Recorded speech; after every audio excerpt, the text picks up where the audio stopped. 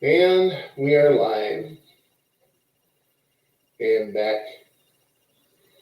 And it's a Tuesday night instead of a Wednesday night. And it looks like Chris has frozen. Hey there, Chris. Can you hear me?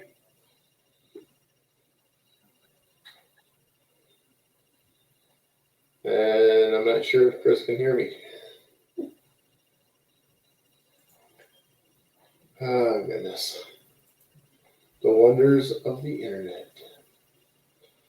Brought to you by But anyway, the yes, Marketing we'll Show. come back and then unfrozen when he does get back. I house Christopher Kaihouse. director of Twisted Dreams film. Twisted Dreams Film Festival. Yeah. It's placed in Milwaukee.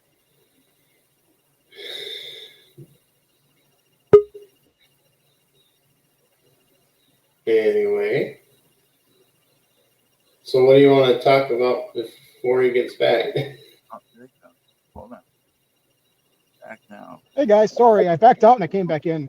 No, that's okay. It's kind of, What you got to do? that kind of is expected some nights with this goofy internet. Well, yeah, I apologize. I'm on mobile. Like I was telling you before the show, I double booked myself. We have to go down to Kenosha and film our TV show, but I'm going to bring you guys along with me. Yeah, that's all right. Okay. So I was saying that you're a director of Twisted Dreams Film Festival. Yeah. Plus, you have all kinds of other things that you dabble in. You're part of the Racine Paranormal Group. Yep. Right? And what else Yeah, do you Racine dabble in? Paranormal. I mean, I know you go down and film now and then down at Jaker's Bar in Milwaukee. You know, there's an original place. You film Dr. Destruction there. If I'm Joe. right? Crimson Theater, yep. It's on channel 59.3, VPod television in the Chicagoland area, or on Roku. If you have Roku, you can catch it anywhere. And then you do the Pop Culture podcast during the week. Pop Culture Podcast every Thursday, 7 p.m. Central on YouTube, Facebook, and Twitter. Yep. Watch. We do a lot of different stuff. Yeah, those are fun to watch, you know, especially when you get some of those people on there that are like from my past. Like, you know, yeah, we have a lot of fun on that show. We've had you guys on. We've had you guys on, right? I can't remember. Not yet. We had you guys? Oh, okay. Not yet. I'm slacking. I'm sorry, guys. No, that's all right, man. Guy, you're pretty busy. You're busy. Man. So there's something I wanted to ask you about. Sure.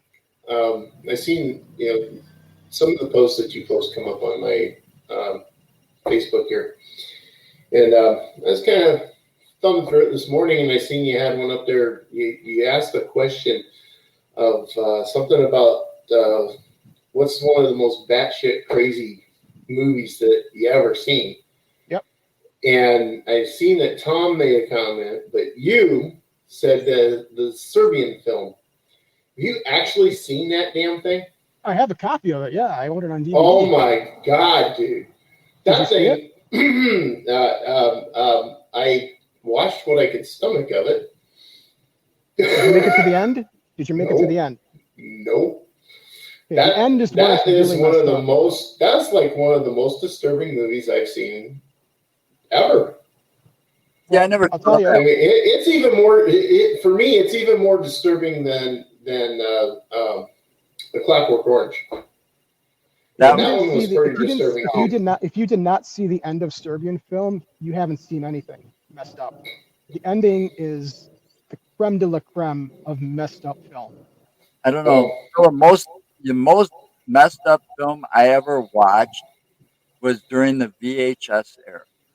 Okay, and if you've ever seen this film, you'll understand why. But it was called Videodrome. Yep. Oh yeah. You know, that movie actually gave me a few nightmares. Yeah, that was a good I movie. was actually managing video stores back then when I saw I was going to say, yeah, I worked at a video store in the early 90s, and I got my film education every summer working at a video store. I'd bring home a stack of tapes. It was awesome. I was a kid. I didn't have any bills, no kids. I didn't have a wife. I could just watch movies all night. What was it? Doorstep? Doorstep video, yep. Yeah, we Doorstep talked video. about that last time you were on. Yeah. Yeah. Because I worked for a box office in Madison, and you were in Milwaukee when you did I was that. in Milwaukee. A Doorstep was actually based out of Madison. They had most of their Right. stores in Madison. They had one in Right. Milwaukee that I worked at. Yeah. Yeah. We ended up, I know all about Doorstep too. Oh, But sure. but I worked for a video store, but the thing was, you could take home movies for nothing. So it's like, Yep. What best Yeah, thing? I'd come home every night, big stack of movies and video games, and I'd stay up all night watching, and then go to work the next day. Same way. Yep. Same thing for years. Yeah, crazy. Still the best job I ever had. That was a fun job. It was. It really was, especially during that era when video stores were a huge thing. When Doorstop came around, that was a big deal. That was like the biggest one before Blockbuster moved in town. Mm-hmm. That's Yep. that's a bad word in my book. They put me out of business. Yeah, Blockbuster kind of screwed all the little mom and pop stores. I was a little mom and pop store, and they moved in blocks away from me. So Yeah, we were doing okay against Blockbuster until Planet Video moved in directly across the street from us. Then we started to hurt, and then eventually Planet Video bought that Doorstep video thing. Yeah. Yeah, I know Planet Video was trying to become a big player like Blockbuster. They were, yeah, but they grew too fast. They were paying their executives too much money. They were just hemorrhaging funds. So eventually they sold to Blockbuster. And Vic Saden, the guy that founded that, he would go from area to area. He had a big video chain in Michigan. Then he came over to Wisconsin. He sold that to Blockbuster. Came over to Wisconsin, started another video chain, did the same thing, sold it to Blockbuster. So he was kind of a predator of video stores. He would just put all these video stores out of business and then sell them. Well, I used to like Doorstep because they used to have the best deals when you wanted to go in and buy movies to add to your collection. Buy them, buy a used video game. They were the best deal and they had the best collections. Yeah. They weren't Very like nice. some of the other video stores around the Madison area, like Video Station and stuff that didn't carry some of the cult classics. I was into some of the cult classics and some of the hard to find films, and you could find them at Doorstep. Yep, it was great. I got my film education working at a video store. It was awesome. Yep, so did I. I worked my way up to actually owning one for a while. Oh yeah?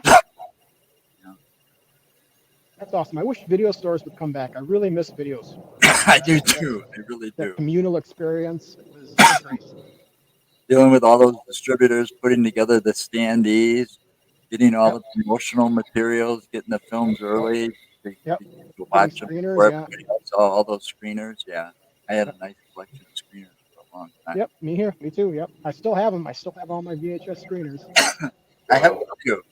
I have Dead Poets Society. It's one of them. Yeah, I would keep all the full moon screeners, the full moon films. I love full moon video. Yep. They're the ones that produce Puppet Masters. Yep. Those were really good. I like those. Good movies. And then there was a couple of them. What was her name? That one girl that she got her start with them, and I can't remember her name now. But I love the full moon video movies when they came out. They were some of the best ones out there for the sci-fi and horror flicks. Yep, definitely. And then, oh, excuse me. Hang on, Joe, talk. Anyway, we got to say thank you though for that private tour. Yeah, heck yeah. We'll do it again. That was some history there. I understand why that place is the way it is.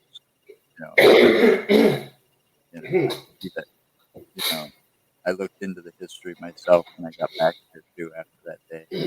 Mm-hmm. And, it was But that swell film in was the not wrong what I way. expected. I gotta say that film was totally not what I expected, but it was interesting and it was kind of funny. I did laugh. It was funny. Yeah, I think it yeah, was. yeah. If you're looking for a messed up film, definitely, a Serbian film. I don't think it could be beat. It's a messed up film, Yeah, I had and to make bring it make that it up, to the didn't ending. I gotta say, make it to the ending. Yeah. Well, I watched that. I? What was it? Caligula. That was a mess Caligula. Yep. too. And then the one he mentioned. What was that one you The mentioned? Clockwork Orange. A Clockwork Orange. That one. Hmm. That one was pretty screwed up too, but no, that one does not hold a candle to the Serbian film. That is just Yeah, wow. that one. So Yeah. I without, Yeah. think Serbian film. I think you can find it on YouTube. I think that's where I found it. really? I Maybe. was kind of curious, and I went Yeah, to well, YouTube. I think I found it you there. might not find a whole lot on YouTube anymore without their subscription to their live Hmm. or whatever, because they've been cracking down on a lot of that. So I've noticed that because I used to find there was a movie I used to be able to watch on there, and I can't find it anymore. It's gone. Are And you talking about Billy Jack? no, I have the Billy Jack collection. I own it. I even have a special bonus that was never supposed to. Get No, closer to your mic, Joe. it was that Rude Awakening film with Cheech Marin and Eric Roberts. Uh, It's a stoner. Rude, Rude Awakenings. Yeah, it's called Rude Awakening. Hmm. I haven't heard of that. It was a stoner film. A bunch of hippie stoners. It actually started out in the '60s, but it starred Eric Roberts and Cheech Marin. Interesting. It's a good movie. Yeah. So, what kind of Oh, Halloween films do you guys like to watch every year? I asked that question today. If there's any like must-watch films that you guys have during the Halloween season. I answered that on there for myself. My favorite was the one that did not fit into the Halloween franchise. Yeah. Season of the Witch. it's the third one of the Halloween movies. The third one Season of of the the Witch, Halloween series that doesn't fit in. I was It has talking. nothing to do with Michael Myers or any of that. I was talking to somebody. She was telling me about that, or I heard it.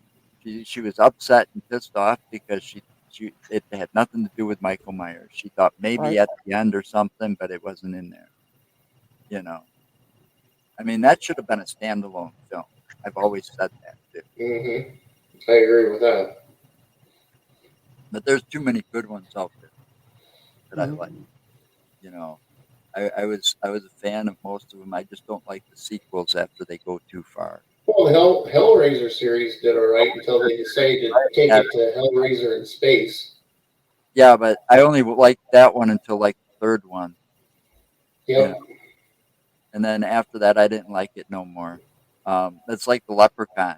I mean, the Leprechaun 3 Leprechaun when in he was Space. in Yeah. Vegas. When Leprechaun 3 was in Vegas, that was funny as fuck. I love the limericks that Warwick Davis came up with.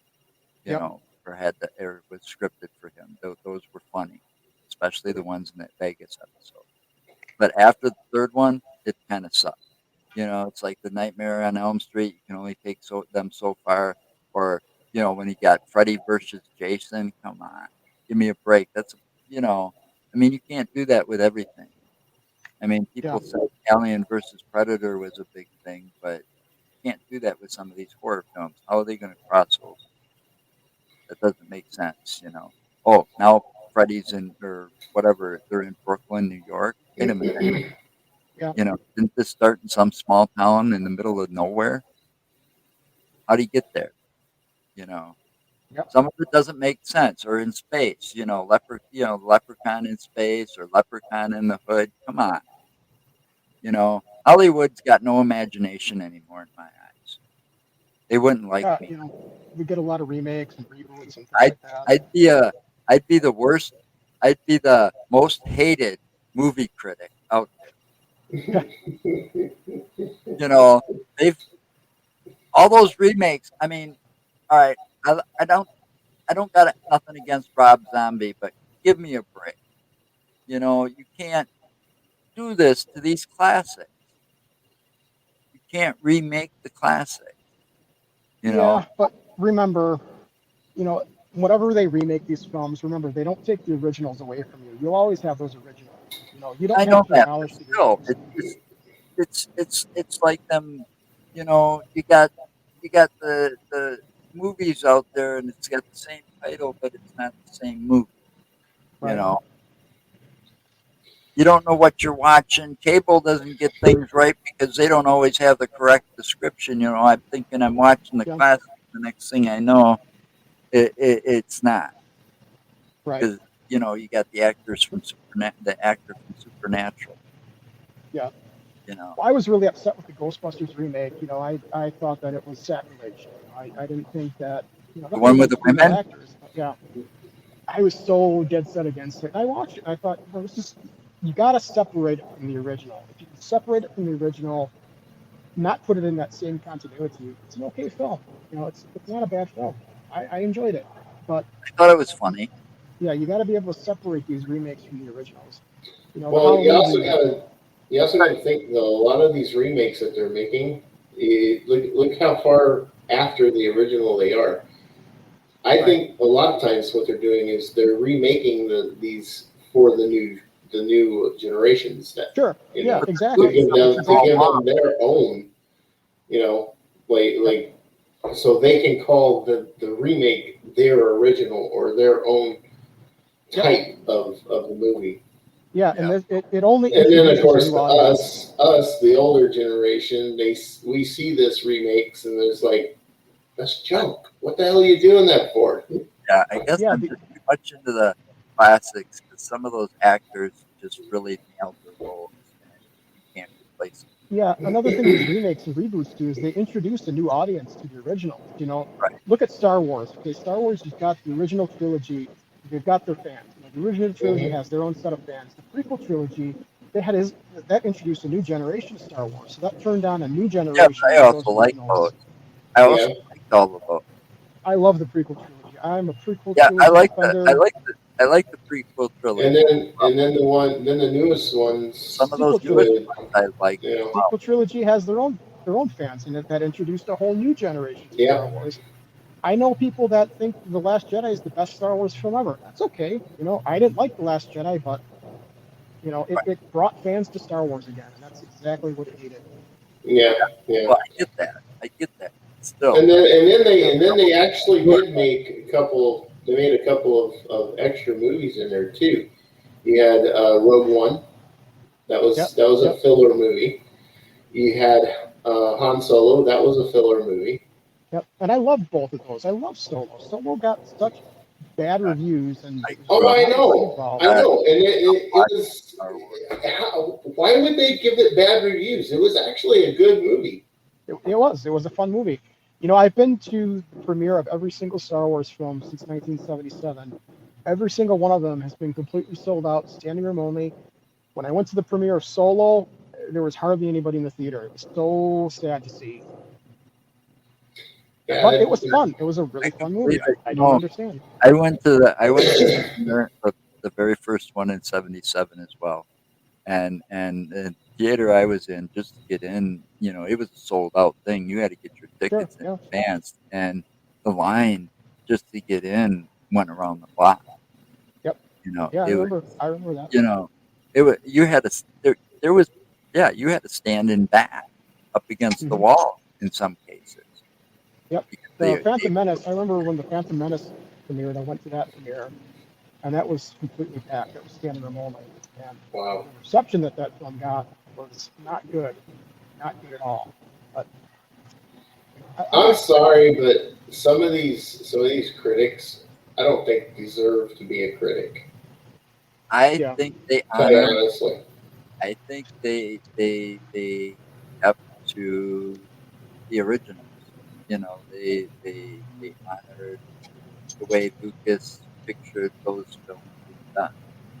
yep. You know, I think they did Well, a good job on all of those movies. But if you ask me what my favorite is, I'm going to go back to one of the classics.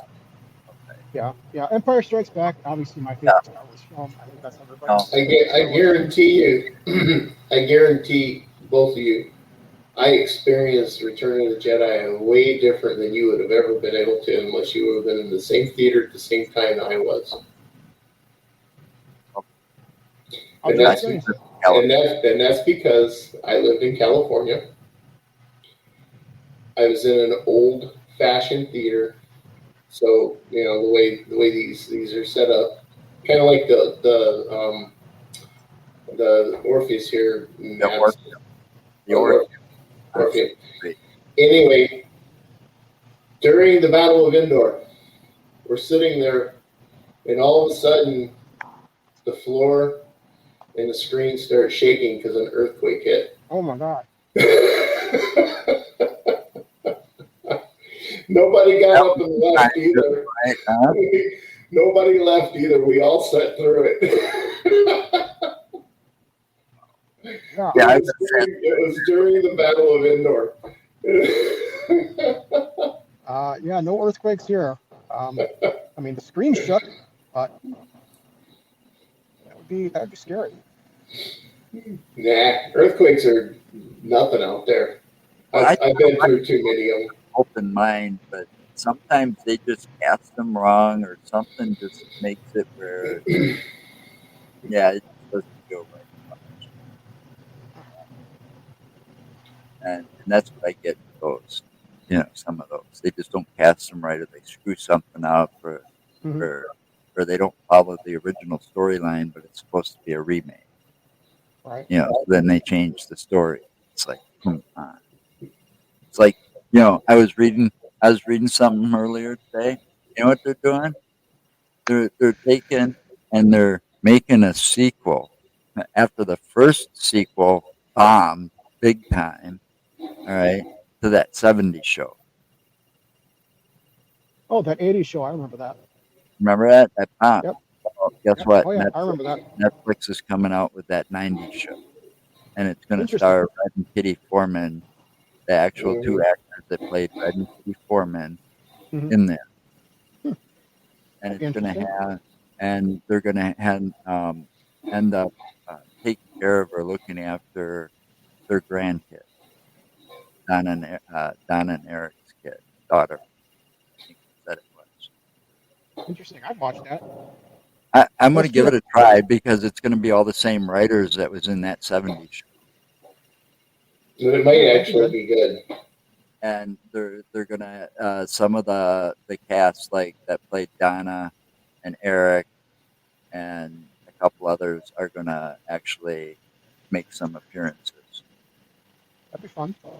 So it's kind of I could watch that. Yeah, it's gonna be on Netflix apparently. I don't know when. I can definitely get behind that. I just saw it on Yahoo recently. So I guess we got talking more about movies now, huh? No, well, he's that type of guy though with that Twisted Dreams Film Festival. No, that's all right.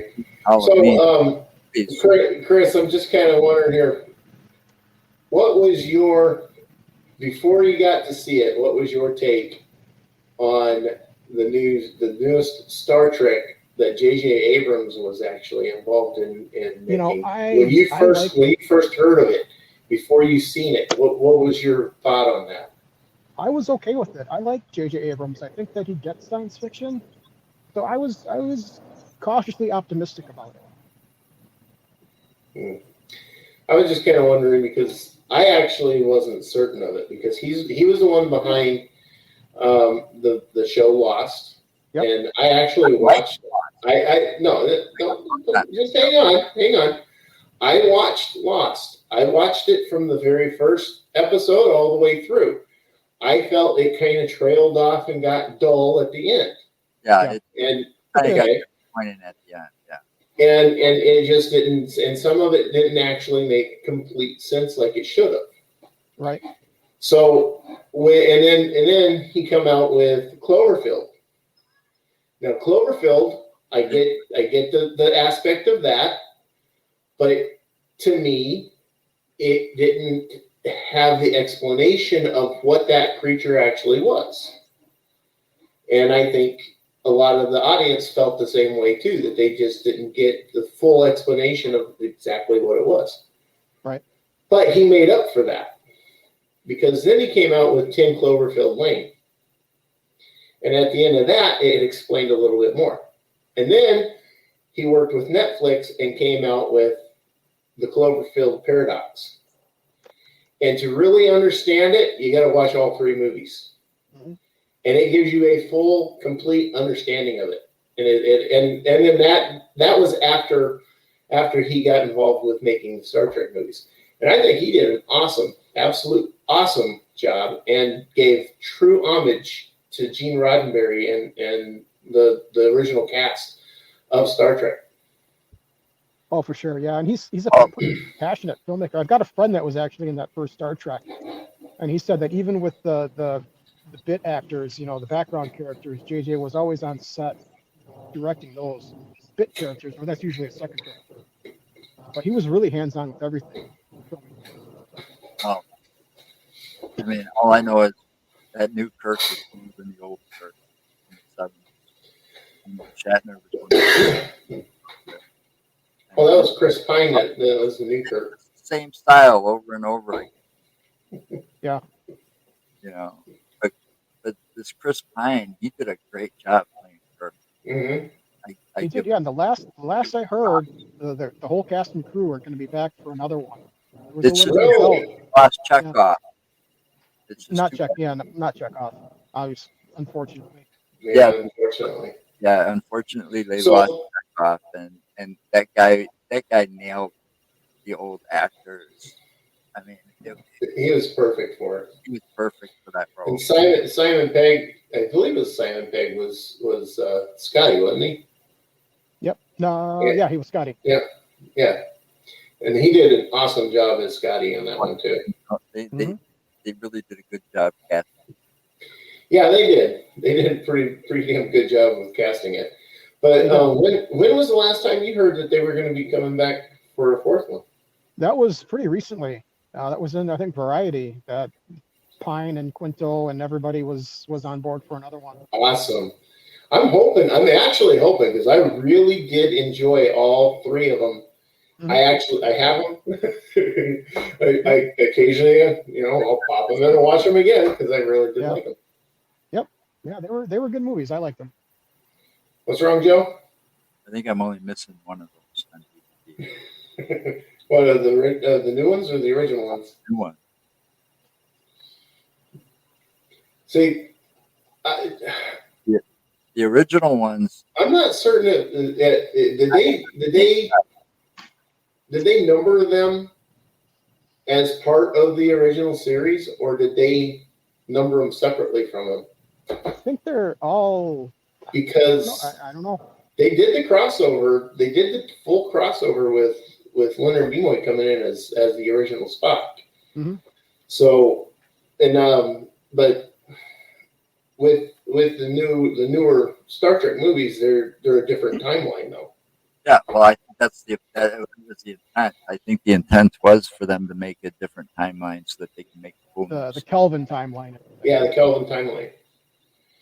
So I'm pretty sure that was a full intent to do, but it's just I'm not sure if they actually kept them as part of the original series or if they was going to make an entire new series out of them.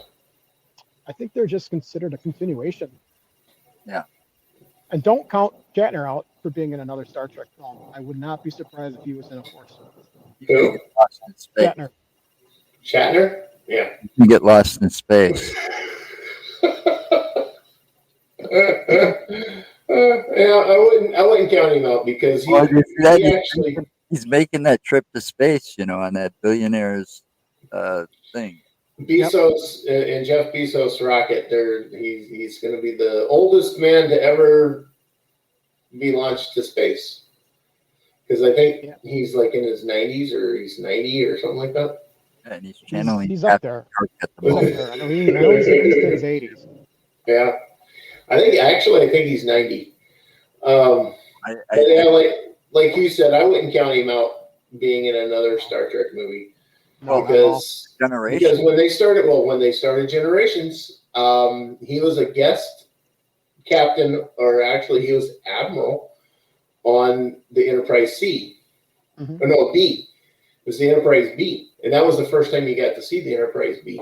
And then he, Yep. and then he was also in the movie with the Generation movie. Well, yeah, that was the movie. Yeah. It started out where it was where the maiden voyage of the Enterprise B, and they encountered that ribbon in space, that ribbon of energy in space, and it kind of took out the front of the deflector screen area of that Enterprise, and that's where he was. It had McDowell. That also had McDowell in it, or whatever. Yep. The guy from Rodney McDowell. The one from Clockwork Orange. Malcolm McDowell. Or Malcolm, sorry. Yes. Thank you, Chris. From a Clockwork Orange. Yeah. Film. Yep, he was from a Clockwork Orange. That was a very young Malcolm McDowell. It was. That was like one of his first ones he did. Mm-hmm. I watched a lot of weird movies. There's another weird one called Cat People. That was really What's it called? Cat People. Cat People.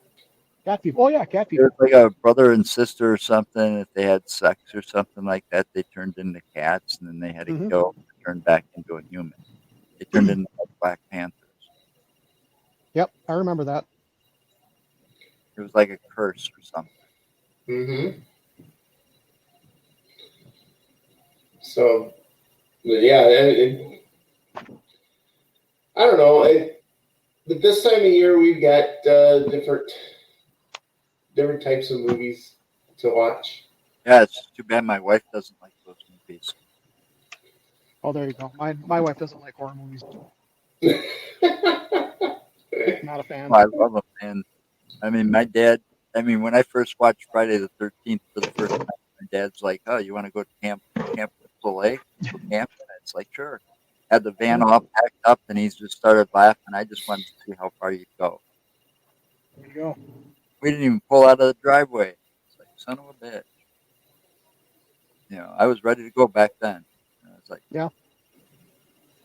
So it looks like we're getting ready to take a ride with Chris here.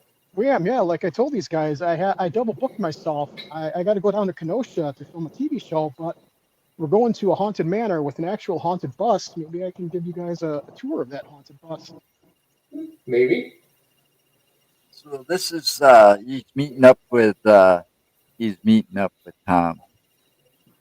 I believe. Tom Klein, right? Tom will be there. Molly will be there. Yeah. So, I know things. I want to get a hold of Tom and Molly. I've been wanting to talk to Tom and Molly and find out how things are going with their house. I talk to Tom a lot. He doesn't mention his house too much. Yeah, that's not a good story. You know, they got some issues there. Oh yeah, we were in there. We were in there filming, and we actually some of it's up on our YouTube channel. We need to go back. I think we need to go back. Honestly. Yeah. And I think we're talking about going back with you and doing an investigation again with them there. For sure, yeah. Anytime. I'm down anytime you guys want to go. On my bucket list yet too. What's that, Joe? There's a lot of places on my bucket list, though. Right. Yeah, I want to get to that axe murder house out there in Iowa. That we didn't make it with Dale because they had a full crew that day. Yeah, it was fully booked. So it was fully booked that day. Yeah, I've been down there. It's an interesting place. When we were down there, there was a massive thunderstorm that kind of added to the atmosphere. Yeah, those thunderstorms in Iowa compared to the ones in Wisconsin are a whole different animal. Man, they're kind of scary. Oh no, I love them. Man, that's I went down. I dated somebody for a short time that lived in Centerville, Iowa. All right, and I was still living in Madison. It was like she came up to see Rhythm and Booms for the first time, and there was a big fireworks display, right? It got rained out, so it was the next day. So I took her back home, and on the way back home, they had these massive thunderstorms hit in Iowa. We were cruising down the Highway 80, and oh my God, the colors in the sky were all kinds of different colors. Here, it's just Yeah. one color, same color all the time. Yeah. Down Oh, it's there, I very don't know what flat. it It's very is. flat. Yeah, I don't know what it is, but you get all that orange, purple, and all these different colors when the lightning lights up the sky. Hmm. It's cool as hell down. It is. Yeah, that's the kind of storm that we had when we were there. It was a bad storm.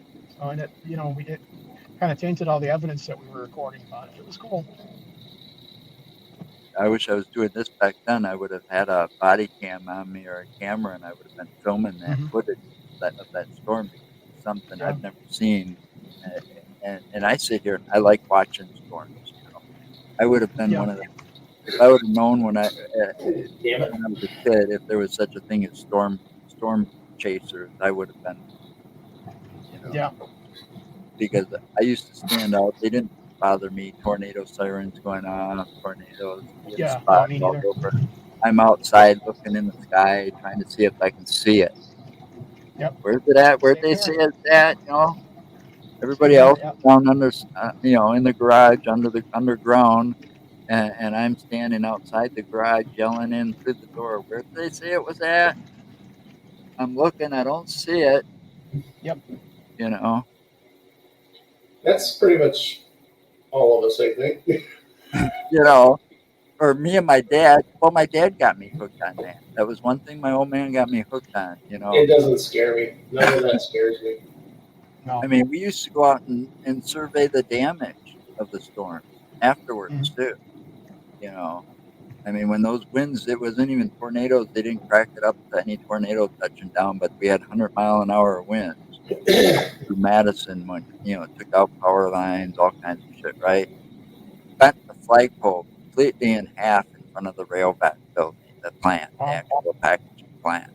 Because I worked there, I was head of security there. I was the on-site Mhm. supervisor, and oh man, it did some major destruction to that I building. believe it. I know when the movie Twister came out, that really sparked a lot of interest in storm chasing. A lot of people picked up that hobby, so now there's Yeah, a this was lot of before it's that. a big This was that when that right. happened. This was before the Twister movies actually came out. That's one of Yeah. my favorite movies And too. now it's so easy to do storm chasing. You got all this radar on your phone and iPads, and it's fun Well, to do it nowadays. you can buy a complete Mhm. weather station for about 120, $130 from Amazon, and you just hook Yep. it up outside your window, and you can get all the readings sent right to your cell phone, Mhm. or your laptop. Or, Yeah, my kids are deathly afraid of tornadoes.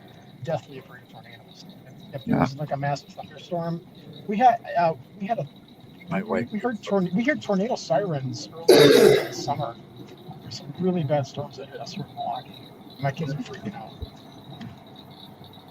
We had some sirens go off earlier this year too Yeah. up here. Yeah, I think I'm glad that I don't have that flake response anymore. The wife don't like those storms. You don't like I those. Gets love all bad crazy, storms. scared, and I'm Yeah. sitting there walking out onto the porch, looking, trying to just stay Mhm. dry, or I'll walk out to the driveway because we've got one of those overhangs over the driveway. So, Carport. yeah, carport. So I walk out under that, and I'm just looking up in the sky, watching all the lightning happening and stuff. Yeah. Like, no, no, no, I'm crazy. Yeah, Nope. okay, I'm crazy. Stray jacket just hasn't arrived yet. We're waiting for it. It's You on know, back. honestly, Chris, I would think that sometimes in places that are like known to be very, very haunted like that, that you might get more activity with the thunderstorms. Yeah, that's actually a theory that goes around. I've got an ozone generator that I use sometimes. It creates that kind of atmosphere that happens before a thunderstorm. You know, that kind of energy in the air. Right. So yeah, that's the theory that that kind of atmosphere gives energy to the paranormal. Well, see, that's what I was thinking too, because whenever you get these thunderstorms and stuff, you get that static and that buildup of energy.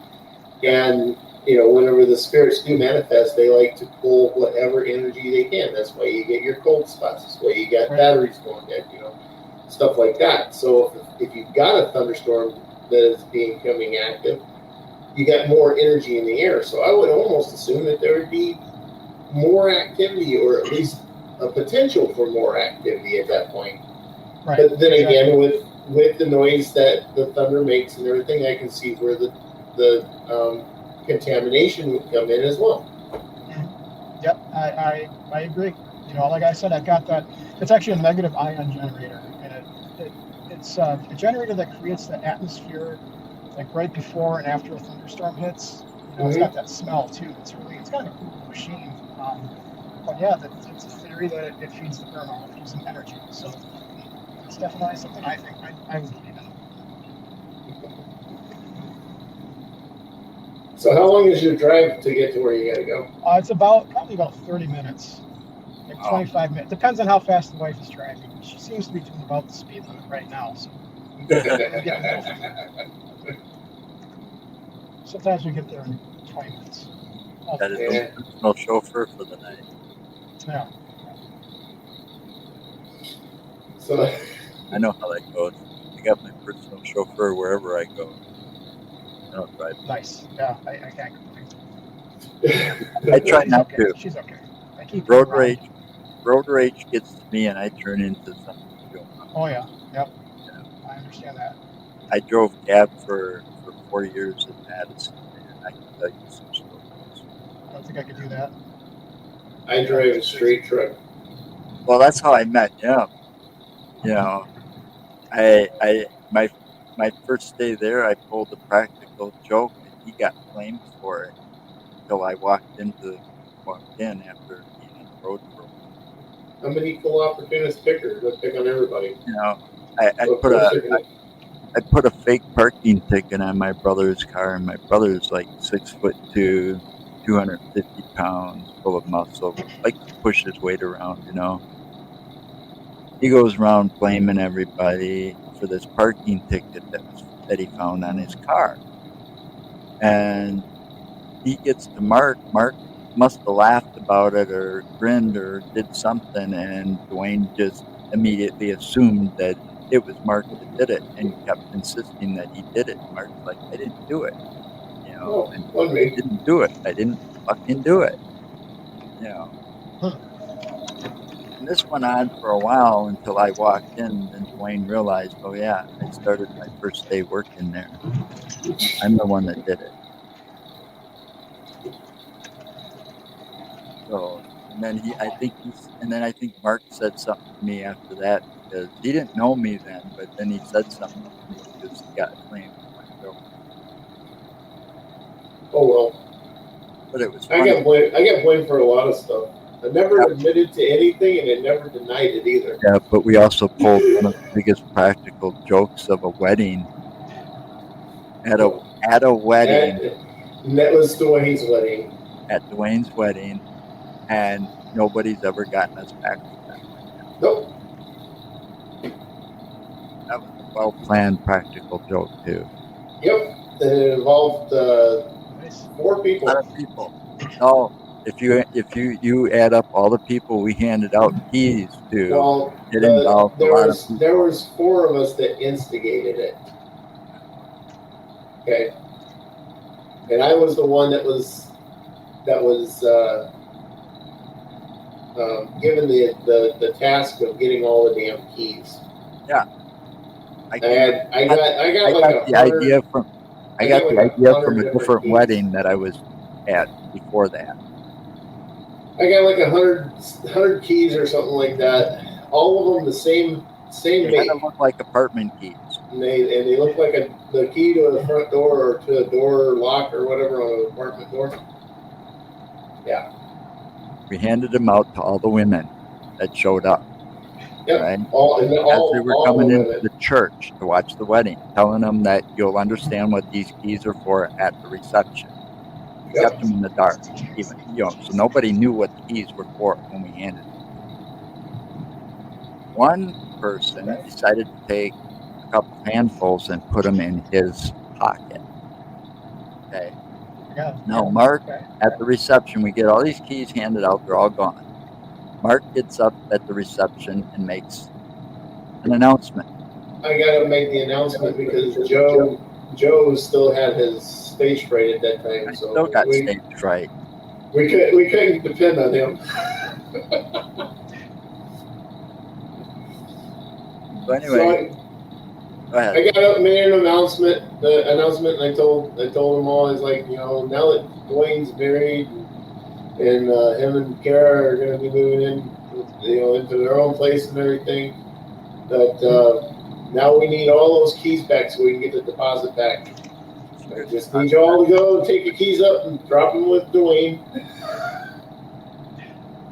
Now, all these women, grandmas, aunts, cousins, friends of the family, whatever, all these women are dropping keys in front of my brother at the reception table, wedding party table there.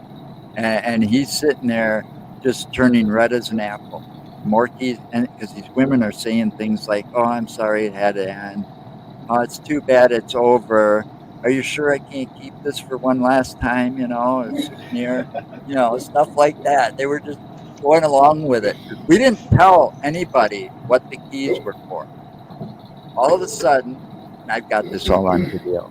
I to this day, I still have the video. That's a good one. So all of a sudden, Woody, a friend of ours, who happened at the time he's been a really good friend of all of us. He happened to look a lot like Kid Rock at the time. Okay. He's the one that had a couple handfuls of keys. He walks up behind my brother, takes the keys out of his pocket, reaches around him, drops them in front of him, and then he plants a kiss right on Dwayne's lips. Dwayne's bride just about fell out of her chair, pissing her pants. Do it. To this day, we haven't got back to that joke. Nobody's gotten us back to that one either. They haven't. Nope. That's another good one. The keys, that's a good one, though. I'll have to remember that. I'll have to remember that. Somebody's asking if you're getting my text. You're getting what? Dale wants to know if you're getting his text. I am. Yeah, I got your. That's Doc. I got your text.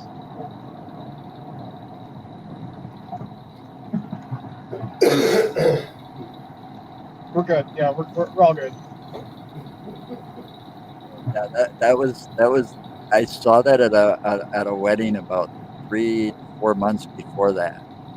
That nobody at that church, nobody at my brother's wedding would have seen. Okay, and so I ended up telling Mark about it. Mark goes and gets all those keys from a hardware store, and it was a well-planned prank. And we even got Dwayne drunk that day too, didn't we? Yeah, actually we did. We took him out and got him drunk before he got married, because the church was right across the street from the Ohio. Yep. If I remember right. Okay. So we got him drunk before he even said his vows. We figured he might need an excuse or maybe an alibi to get out of it later. We were hoping.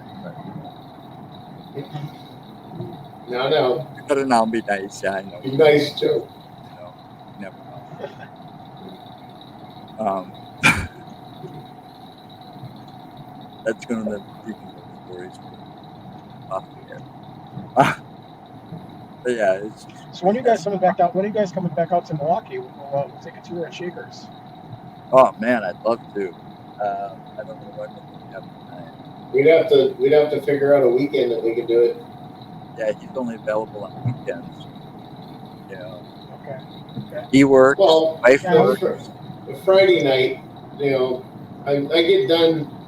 I can get done around 2:00 on a Friday, so that give me enough time to get ready to head over there on a Friday night. So, Friday, Saturday night, something like that. Yeah, and he can't do Sundays because he turns into a pumpkin because he has to go to bed too early. Well, no, I can do Sunday afternoons. I don't. Can't do Sunday nights though. Not late night. You got to be in bed by 8:00. I have to be at work by 5:30 now on Monday mornings, not 3:00. I used to have to start at 3:00 in the morning on Monday mornings, and that's really, it's an early day, yeah.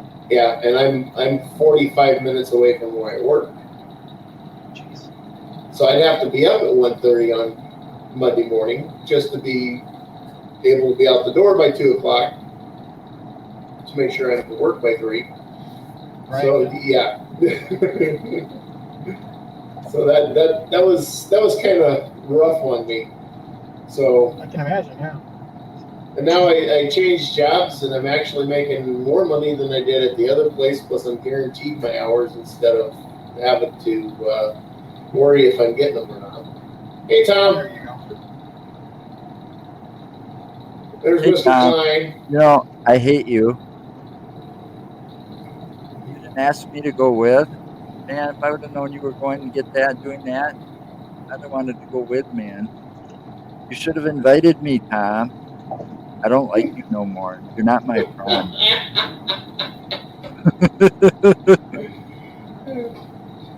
That's all right. You're still my friend. He sent me a private message, and he knows what I'm talking about. But they went to Illinois. Yeah. I kind of know. Yeah. I can put 2 and 2 together. Yeah. And does it add up to 4? No, it usually adds up to 8. Is it? Oh, Lord.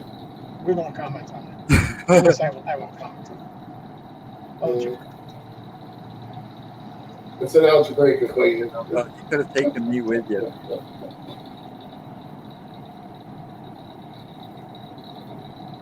Well, yeah. Tom is actually meeting me down there, so you guys can see Tom and Molly. If they get there, Tom and Molly, you guys should be on your way, right? I just saw him not too long ago. I don't want to see him again. I just saw him not too long ago. What day was that I saw you? That was the same time I saw him. I want to see them. I want to meet up with them. I got something for them. If I can't have fun with somebody I consider my friend, you just be quiet. He said he's on their way. You can't read it there. 30 minutes away. Guess you're gonna be waiting a little while for them to show up. They're running late. Watch Tom blame Molly. Don't fall for it. If he blames Molly, it's his fault. Yeah. He actually did it. That's okay. Pretty much. We're not going to start filming until a little bit later. So they got his number figured out. They went shopping. They do. Yep. I'm not going to say what before. No. Yeah. My new job that I have now, I'm down in Milwaukee every Tuesday. Okay.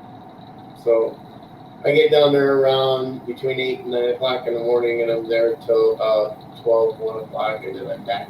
I come back up to Madison. Just depends on how many deliveries I got to drop. I got to make a social trip down. So. Yeah, there's a lot to do down here. Well, I need to go. I need to. It's been a while, so I need to make plans. Take my daughter and her future husband out for breakfast or something. There you go. So I usually go with her. Your daughter and future son-in-law, you mean? Yeah, son-in-law, Dino. Yeah. Yeah. So I want to get together with him.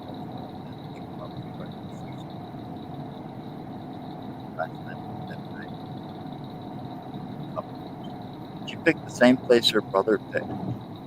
an IHOP. And he's in IHOP. Middleton. Nothing wrong with IHOP. I like IHOP. Well, I got nothing wrong with IHOP. No, IHOP's good. Breakfast, that's my favorite food group.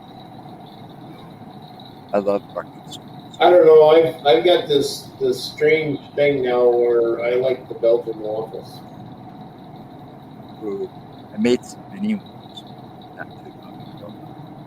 We got Did what? little mini Belgian waffles. Uh, Belgian waffles. yeah, I don't know. I just, for some reason, I like the Belgian waffles.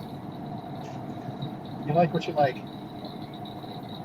Yeah. Change that. Like, It's wow. phase. When it comes to breakfast food, I'm not that picky. I'm picky about just about everything else, but when it comes to breakfast food, I'm not that picky. No, my favorite combination is getting a corned beef hash skillet where the hash is on top of the hash browns with the eggs scrambled on top of that. Oh, I like.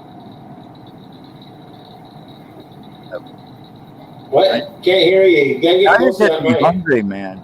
Now you're getting me hungry. I haven't eaten yet today. Nobody's reminded me. Well, I didn't eat dinner when I came in yet, so I haven't eaten all day. not my fault. Say it was. I haven't either. So It's a problem. I don't get reminded to eat. I don't think about it because I don't get hungry. Yeah, he doesn't get an appetite until he's got that. Till he has his good. Yeah, but sometimes that doesn't even help give me an appetite. So it doesn't always work. It just takes away the pain and muscle spasms and some of the other stuff. But it doesn't really help with the hunger.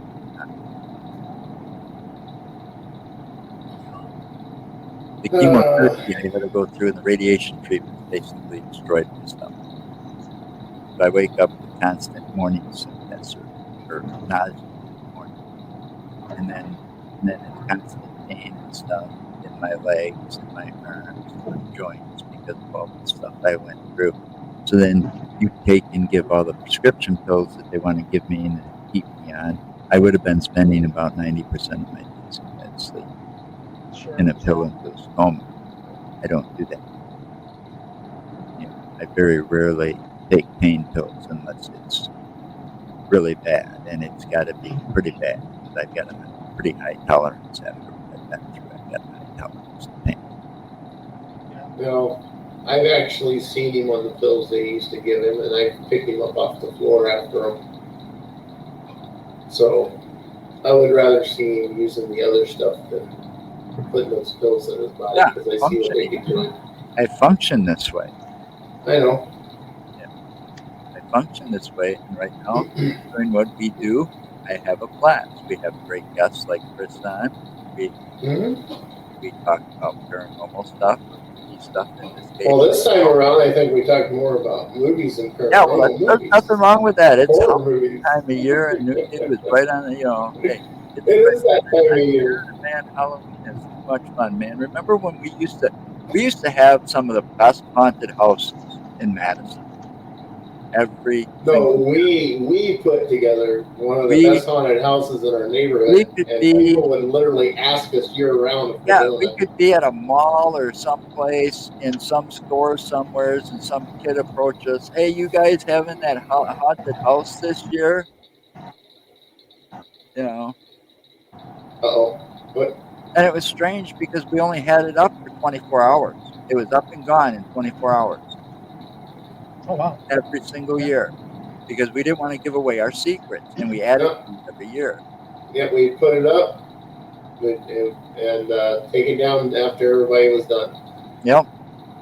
We'd stay up late. What was your secret? Back down. But we had all the special effects. And we were all made up in characters and makeup. And oh, my God. Mark and I scared the hell out of some mom one day. We thought she probably pissed her pants. And we didn't really do nothing but really stand up. All we did was stand up. We were sitting there like the Grim Reapers. We had the sickles, and we were Well, standing that was facing each other. And as my a costume anyway. kid walked by, we stood up, and she freaked. And she thought we weren't real. She thought we were just statues. So Mom freaked, who was standing at the sidewalk. It didn't even faze the kid much. Kind of jumped, and I was like, oh, But Mom, she freaked out. All Mark and I could do was laugh that day. It was funny as shit. But we had fun because we had one of the best haunted houses where we'd get approached when we weren't even close to home. People would recognize it. Nice. That we did that. And we only did it every year. That was the secret. We put it up the day of Halloween. We put it up. We had it all set up. We had it all planned out so that we knew exactly what went where and how it was going to get set up. The last thing we did is everybody got into costume, and then we'd take it down after we thought nobody was coming around anymore. We'd take it all down and put it away. That way nobody could see anything or inspect any of our little tricks or secrets of how we did what we did. Okay. Fog machines, we had it all. Interesting. And we'd add to it every year because we'd wait until those Halloween superstores that would pop up would be putting up their big discounts after Halloween was over with. Then we go in and hit those stores and buy for next year. Just add to our collection. We had and some of it was handmade. Like a maze. Yeah. Some of it was all handmade too, like that giant what was that thing? It was the thing that they made that chops off the head. Guillotine. The guillotine. Yeah, we made our own guillotine. I made my own scythe for my Grim Reaper costume. Yeah, we did a haunted house. My friends and I did a haunted house in my friend's garage when we were kids, but they got shut down by the police. We were operating an illegal business. So what? It was short-lived. Yeah, we got shut down by the police. Were you charging people to go in? Like 50 cents. Oh, well, so that's probably why. That's probably why then. We never got bothered in Madison. No. In fact, I think the cops actually talked to us about it once. And I think they were asking if we were going to be do it again or if we do it every year. And kids that they'd like to brought it to or some shit like that, I think it was. But yeah, we actually had we make adults cry when they go through there. Oh man, we had some demented minds. We set up is just basically as a maze, and I had it set up to where there was little slit areas where we could get through. I think my favorite was my brother and Woody that would do this. And four of us together, we had some demented minds. And then Kara and Gina would work the door. We turned the front yard into a cemetery, made homemade tombstones. Yep. Yeah. It was a lot of fun. Yeah, sounds like it. But my favorite one was when that one year I set it up to where when they came in, it was a hall. It was like a one way going down. When you got to the back wall, you had to turn to go the other way. But the way I had it set is there was a mirror set in there, and it had a strobe light above it, so you couldn't see that mirror when you were coming down through there. So basically, they were spooking themselves when they get to the mirror. Well, that was the year we had the maze in the garage. Yep. The maze in the garage. My other brother came to help us that year too. He was there to help us during that. We set up a maze. We set up a maze in a garage too. Yeah, I loved it. Halloween for me, it got more fun when I became an adult. Yeah. And I got to be on the end of scaring the kids as they came to my front door. So, I'm not kidding you. I've had so much fun when we did that haunted house for like 5 years. I think we did it for 5 years. Before Dwayne gave up on it. Yeah, we did it once at my house. I had a big backyard. I actually had a screened-in back porch. So we ran it through the porch, out into the yard, all through the yard, and back up and out. I've been wanting to do it out here, but I don't think we'd get a whole lot of attention. Like every time we did. Yeah, you'd have to get some permission for it out there, though. Oh, I wouldn't have to. Remember, my wife's on the board of directors. Yeah. We've got pull. We've got pull in this community. I know most of my neighbors. I don't think anybody'd have a problem with it. You know, the nice thing about it is we got the carport plus the garage if it cleaned out. Yeah. I suppose. That's the first time I've owned a house. But I've owned it for 5 years. We've owned it for 5 years and lived here for 5 years, almost 6. And we've never really taken it that far. Talked about it, just haven't done it. But it was my favorite time of year. We don't get any trick or treaters out here either. It's sad. No. Yeah, we get Except for quite my a few in our grandkids. neighborhood. I get my grandkids. They come over. That's it. They come over to see Yeah. grandpa and grandma. Some candy from us. And that's about all we keep candy for because we haven't gotten kids here yet.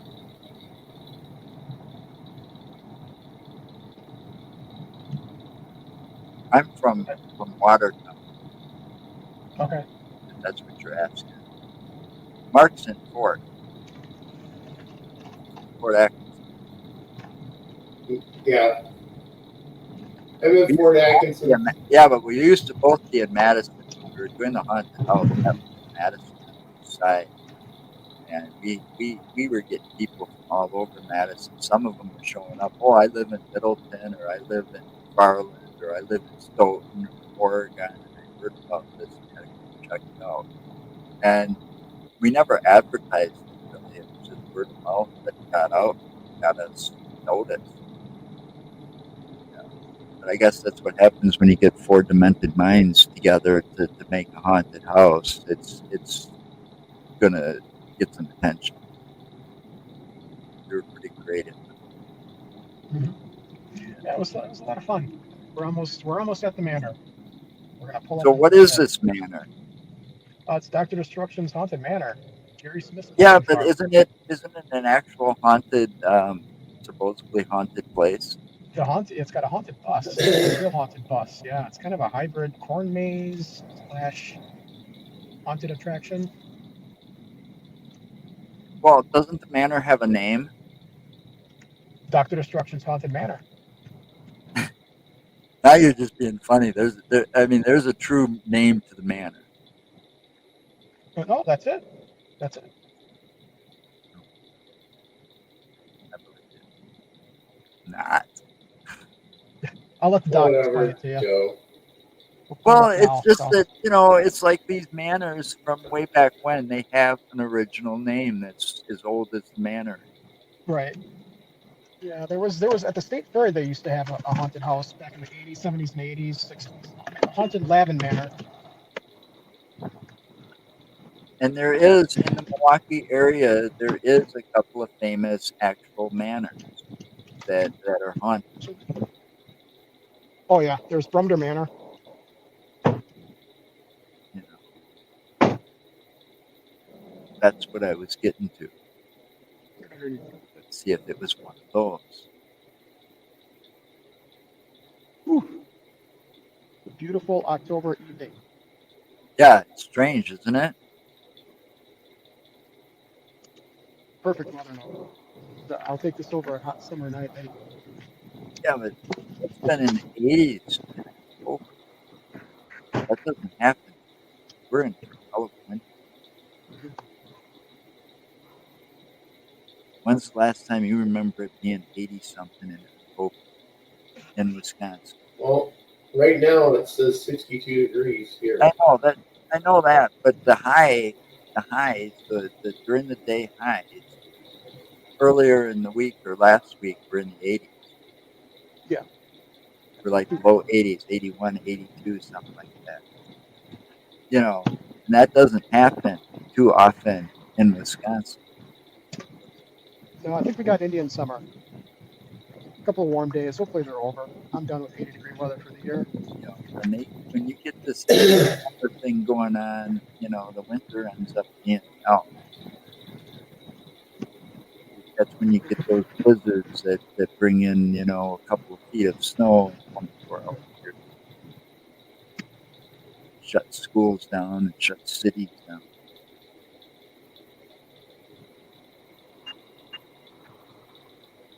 All over deer. So are you filming Dr. Destruction here tonight, or are you filming Yep. something else here? We're gonna film a couple episodes of Crimson Theater. We were gonna film yesterday, but that was You got rained crazy out. rain. Yeah, Yeah. I heard about that. Tom talks too much sometimes. Tom talks too much. Never. No, I talk to Tom a lot. Yeah, Tom's okay. Tom and Molly, those kids are okay. I like Tom. Yeah. We keep them around. Well, shit. When we met, we barely knew Tom and Molly. We went to that thing. Uh, what was that? That Wisconsin podcast festival for the first time, Yep. and he gives us the VIP passes. Yep.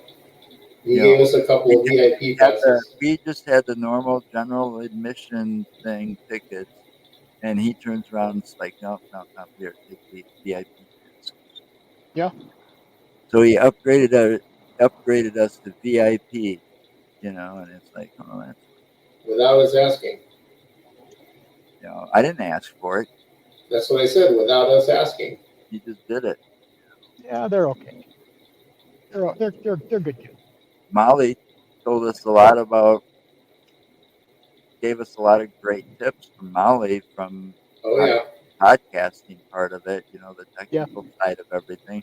We got all our tips and websites to go to and stuff. All that came from Molly, picking Molly's brain.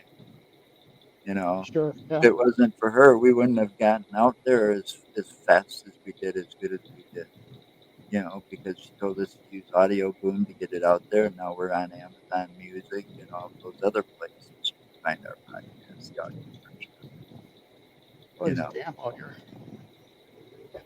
So she gave us so I many got awesome something. tips. It wasn't funny. Okay. Yeah, no problem. It is damp out. Yeah, It's damp and chilly. I can believe it. It's damp here too. You're close to the lake. You're close Take to you the guys. lake down there. Take you guys check out the manor.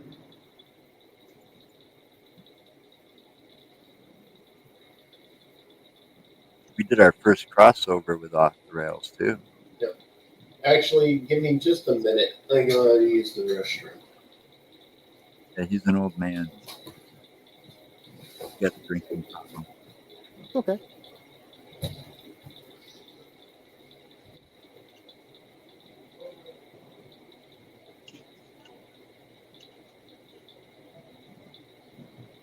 It almost looks like prison fencing at some point.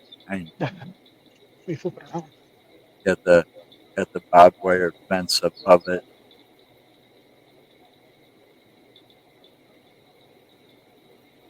Wow, that's like the entrance to the corn maze, huh? Yep. Yeah, see, I couldn't do that. The thing that would be going through my mind right now? Children of the Corn. That'd be the first thing that comes to mind. Children of the Corn, man. This is kind of the outside of the front part. Oh, wow. Wow, those look like some really cool old buildings. I could get a lot of ideas for filming around something like that. For sure, yeah. They look like something like out of the old West days. Mm-hmm. Do that in black and white, and you could get some cool footage on that. Yep. This is actually our set where we film Crimson Theater. I don't want to take you too far in because that would spoil anything for you guys. But right now, Yeah, I've seen your theater. I've watched the show before, once or twice. Yep. Oh, this is a set. This is the library set. Yeah. That is cool. Tom says you'll be there in 10 minutes. All right. Yeah, we did. See, I love to do that kind of stuff. I've always wanted to do that kind of stuff. When I got to high school, they wouldn't let me get into those classes that I wanted to take because they said they were full. I transferred in from Oregon and I went to Follett. Follett and Madison had some pretty unique courses that I wanted to take. Okay. See, I was already like an AV student, when I was in middle school, I was an AV student. So if they wanted somebody, had to have somebody set up the film projector, I'd be the person to call on. Sorry about that. I had to use a can, and of course, Lisa wanted to talk to me real quick. So I always had that interest, but the problem I'm having is learning how to use some of that editing software and getting some cool editing and figuring out how to do it right. Right. I'm sitting on some Beast of Bray Road footage that I'd like to turn into like a mini movie or documentary. Sure. I'm Yeah. just not sure how to do it yet. Right. And this is from, the 8 hour, there's like 8 hours of footage where we're filming Lee showing us all the different evidence that he's collected. Yeah, we interviewed Lee that first time we met him. We interviewed him, got a lot of that like on 8 video. hours. And then we went and sat in his barn with him and went through a bunch of the pictures and everything else too. So we got almost, I think it's like 8-9 hours of video of that day. And then but that same day we also took a tour. That's what I was adding that in, Joe. Okay. So we've got like 8 or 9 hours total of the interview with him, the tour of his property and all that.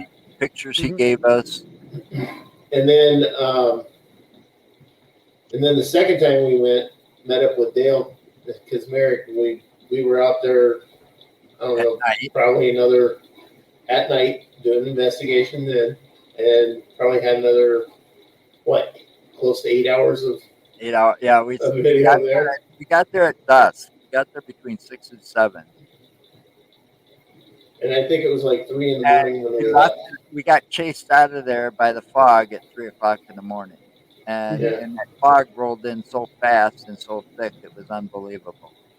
And then even in California, I would have expected it to roll in that quick, but not here. I've never seen it roll in that quick. As long as I've lived in Wisconsin, I've never seen it. It was weird, we had to pack our equipment, so we packed up real quick. So by the time we got packed up and everything to the car, it couldn't have taken more than 5 minutes, maybe 10 tops, and the fog was gone. Yeah, it had dissipated out. It was like it was trying to chase us out of there. It was weird. Yeah, it is weird. I've seen fog roll in pretty quickly. Yeah, but this was just too strange. Like it was trying to push us out. It wanted us because it was like maybe a few hours, 2-3 hours before that, Mark was walking out into the hayfield part of it. Meanwhile, you can hear all of this on some of the audio footage and the video footage. You can hear the audio of this. You hear Dale and I talking about a bipedal figure we caught on thermal, that Dale caught on thermal in the cornfield. And you'll hear us saying that we couldn't get it anymore and we think that it followed Mark. All right. When Mark got back from his walk, and see, Mark couldn't hear us talking about this because he was out of earshot. Okay. We weren't talking that loud. So there's no way he heard us. He was way down there, and when he got back, the first thing he said to us, I think something was following me through the cornfield. But we had a bipedal figure in the cornfield on the thermal. And I've got separate audio. Dale and I talking about it. I've got separate audio of me actually talking to it, saying that I know it's there. You might as well come out. This Mark something following. And I was down quite a ways away from them. So I'd like to see your footage on Bray Road though. I'd like to see your footage on Bray Road. That's pretty fascinating. It's always really interesting. I've been there a few times. Yeah. Well, we've been We can hook up Farm. and stuff. We were at Lee Hampel's farm when we did this, Okay. and I'm not the first one, and Mark and I aren't the first ones, but it has been called, and I believe it. They call it like the Skinwalker Ranch of Wisconsin. Yeah, because of all the stuff. There's a lot of shit going on Lee's farm. And Have you met Lee, Chris? have you No, ever I met haven't. Lee? If you ever meet Lee, man, you talk to him, he is very credible. I mean, this Yeah. guy's what Sure. was he? A math He's a retired math professor. professor. Wow. Okay, the guy's extremely intelligent and stuff like this, but he didn't buy the property for. He had no idea about the Beast of Bray Road or any of it until Yeah, after. he didn't buy it for that. He bought He it bought to it make for the for hay. hay so that he could feed it to his horses back in Illinois where he lives. Right. Yeah. Yeah, And they board horses. he started hearing the stories, or somebody told him, what was it? Somebody told him, you know about the Beast of Bray Road? And he's like, what? And he ended up, after he heard about it, he started putting up trail cams. Well, actually, Joe, after he heard about it, he actually seen it. Yeah, He seen what he believed was the beast right. But that near his more farm. than just the so-called Beast of Bray Road going on there. Yeah. So he put up trail cams, and boy, he's been catching some just very interesting, Really off the wall kind of stuff. pictures, unidentified flying objects in the sky, and they're pretty impressive. I actually got some impressive pictures that his camera took that he let us have for part of our stuff. There's some more pictures I want to get from him. There's one in particular I want to get that shows a deer carcass. That shows a deer carcass, and it's got. Originally, when you first look at it, you think it's the bones from the rear leg. But if you examine it a little closer, it's not. It's a type of bone, like a femur type bone, but it's stuck inside the deer, and you can catch the edge of what looks to be a tool on the end of it, like a cutting tool. And I want to get that picture from him too. Yeah, and then there's one that kind of looks like the shadow of what could be a Bigfoot. Yeah, we have that one. Trail cam pictures. We have some of his trail cam pictures, and they're intriguing. Then there's one that kind of looks like a flying dragon or lizard or snake or something in the sky. It doesn't look like any type of bird that's indigenous to Wisconsin. Oh, do you guys remember all the Mothman sightings down at O'Hare right around the start of Yeah, I heard. Yeah, we heard about those. Yeah, that's interesting. And then all of a sudden they just stopped. We don't have any more Mothman sightings. Dale was telling me a lot of those were hoaxes. Yeah. Okay. Well, I thought that O'Hare has massive video surveillance, so somebody must have caught. So if there was something going on, they caught it on video. They must have. I don't know. I do know that some of it down in that area was not actually true. The people were incredible. Somebody went in this about those stories that knew Dale, and he was telling me about some of those Mothman sightings. But he said there are a few of them that are legit from the airport. But it's also government property too. So you never know. They could be covering it up, trying to cover it up. Sure. Yeah. I mean, that what Homeland Security That's has that whole ground sightings anymore because we did a thing. What was that? A couple of years ago, before we started having guests, we did a thing on the Men in Black. And say that they don't exist and they don't do things to cover that kind of stuff up. It's highly possible. Right. I mean, if they're going to cover that shit up, they got to have somebody to help them cover it up. Because that's a lot. I agree. a lot of witnesses to kind of say, shut the fuck up or else. You know, a lot of newspapers say, go and say, no, you're going to print this as a redaction to that story. They got to have the people to do that and have the influence to go around and do that. Yeah. And be able to keep it secret. I mean, with all the different secret societies and secret governments, who's to say there ain't something? Who knows? I believe it. I believe it's there. It's probably a good reason why we haven't had any visitors yet. That's been a big news thing. All of a sudden, the aliens from such and such a planet have decided to visit us. We're having these talks in the White House. I mean, not to say that how it happened, but Right. it's just an example of if it truly would happen, it would go something like that. It'd be all over the news. But yet all these people are witnessing this stuff every day. UFOs all over the world. Doesn't matter where you are in the world, people are witnessing it. Are you going to tell me that millions and millions of people are loony and seeing things? Right. Just Yeah, I said that before identifying too. everything. There's so many sightings that people have seen, so many things that people have seen. Is everybody wrong? Is everybody crazy? I don't think think so. Yeah, I don't. Definitely not. There's something there that people are seeing. Are there people making things up? Absolutely. Are there hoaxes? Yeah, no question about it. But there's also people out there that are really seeing things.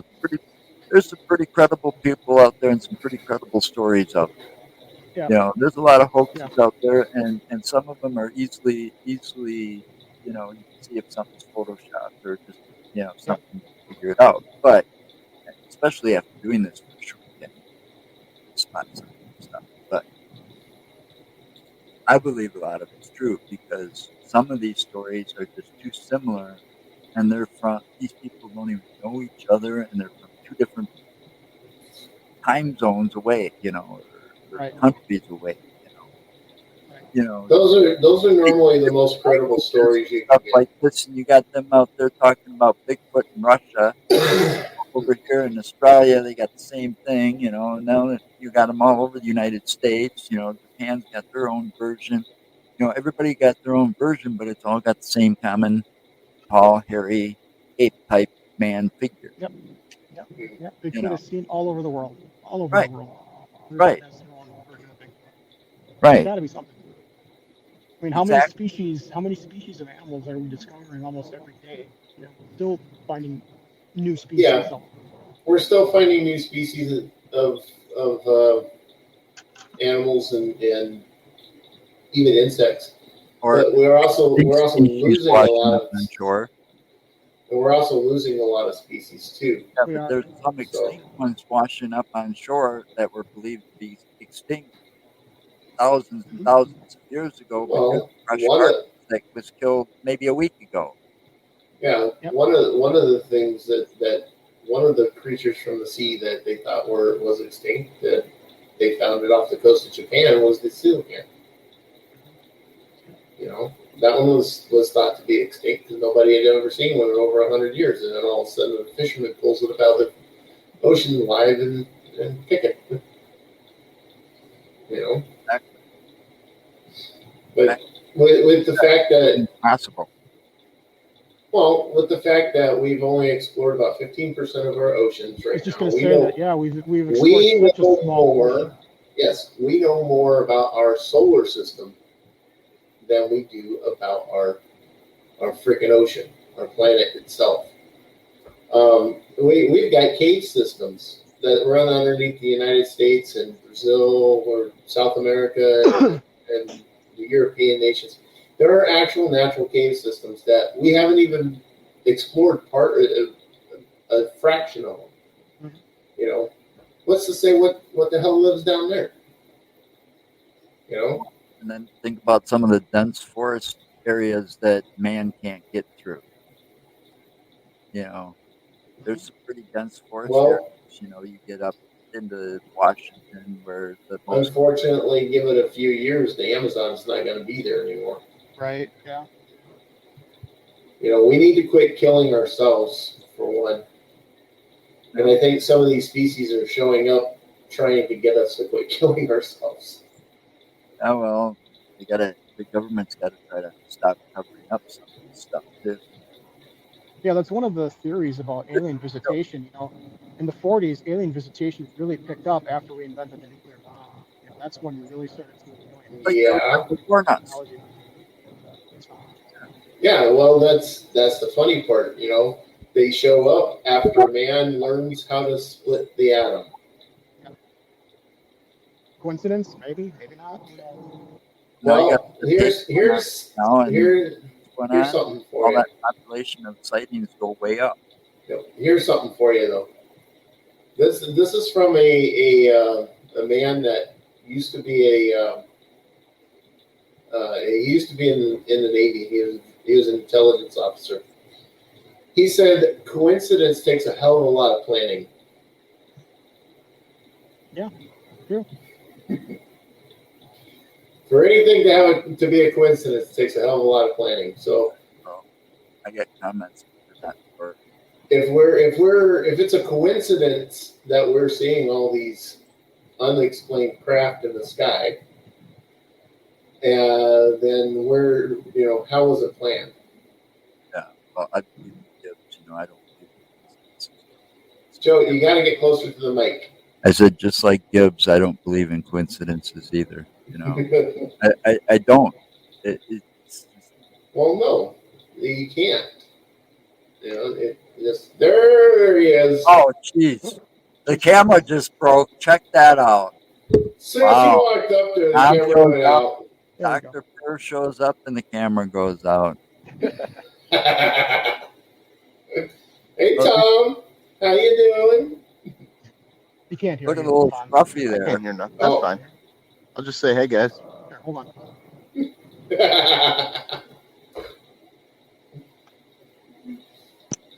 Ways. He's starting to look a little scruffy there. Oh, that's why he couldn't hear us, because you had to hit the headset on. Uh-oh. Now he's muted. Now you're muted, Chris. You're muted, Chris. How about now? There you go. Oh, Hold on. Ready? I was going to get that shirt too. Although we can't see it. You gotta tip the camera down. Unfold it.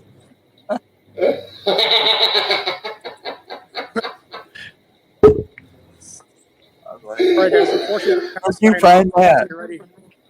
We have to What's get that? Comedy show. I was going to buy that shirt, but I got it too quick. But I've got to sign off. We've got to get ready for filming. Come on down to Jerry's department. Visit the manor.